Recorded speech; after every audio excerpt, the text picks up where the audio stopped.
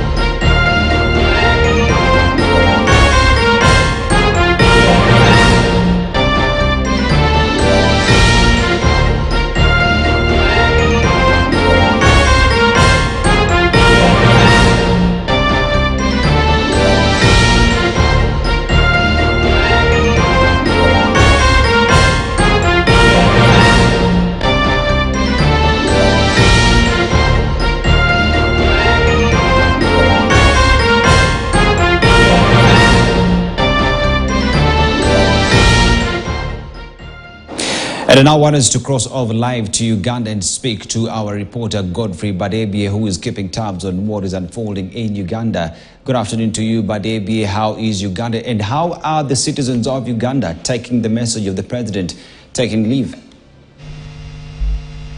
Good afternoon. Uganda is very fine, and people are still taking in the news of the president catching COVID-19. As you know, the president for the past 37 or so years in office, he's never taken leave.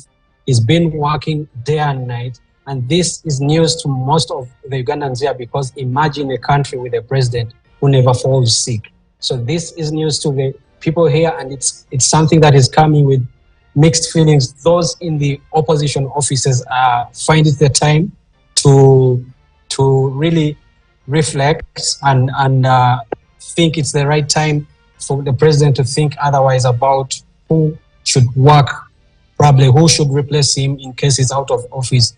But those in government think it's the time for their president to really get to delegate other duties, as he might be frail for these few days that he's out of office. So it's a mixed reaction, the bittersweet for those who in government and those in opposition who think it's the right time, and there are people who are making fun out of it, saying it is the time for Ugandans to celebrate, and they are waiting for the news of him probably being pronounced dead.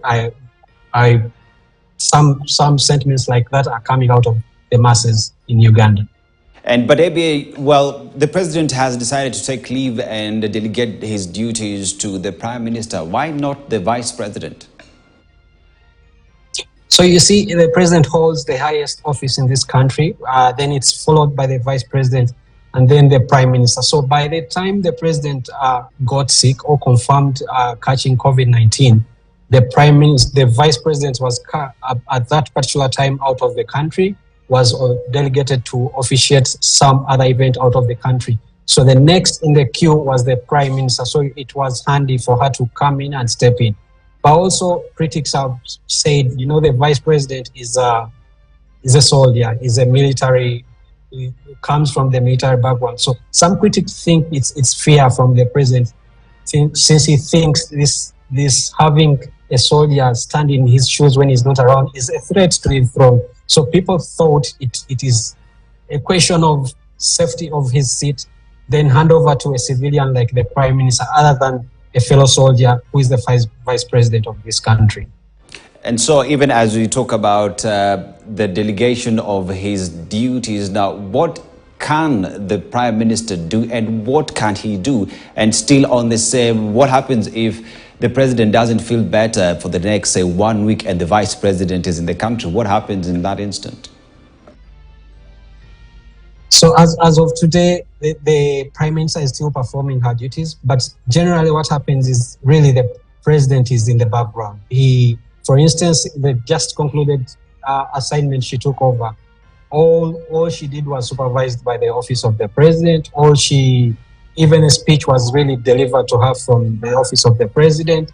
So it's still under the control of the President himself. It's not a full handover of command of office, because he's a man who loves his seat. So it's still under his control and his drive. So now we know that Uganda, at the height of COVID-19, say from 2020 all the way to 2022, was really strict on COVID-19 measures. With this new development of the president contracting COVID-19, what is the message from the health fraternity, the doctors in Uganda? Are we likely seeing more measures like vaccines being uptaken by Ugandans? Of course, the message is keep safe, keep washing your hands, keep maintaining the social distance. And if you notice, the president has over time, among even other presidents, been the only president who keeps his mask on. But in the recent past, he was advised by his health team to just keep it off because it was causing other complications for him. But a few days down the road, he catches the virus. But the message has always from the Ministry of Health. COVID has been announced by WHO, but it is still around. Let's keep the measures. No official announcement of what action to be taken, but the pronouncement of precautions and SOPs is the message that is coming louder again. And also, finally, before I let you go, Badebie, now with this new message, Ugandans with regard to taking care of themselves and observing the COVID-19 protocols, how is that on ground? How are we seeing a shift, or people are just moving around as business as usual? It's business as usual for Ugandans, not until maybe there are strict enforcement measures, but Ugandans are quite of a relaxed populace who only act when enforced. So it's still a relaxed mode, and Ugandans are going by their business. They seem to have thrown COVID at their backyards. Very well, Badebie, we shall be keeping tabs on what is happening in Uganda. As we know, the President Yoweri Museveni has taken leave and delegated his duties to the Prime Minister. We see how that will develop in the coming days. Remember that COVID-19 is still alive even here in Kenya, as we continue asking the world over Kenyans and Ugandans to continue observing the protocols COVID-19 as we move forward. But now let's switch gears. And there was pomp and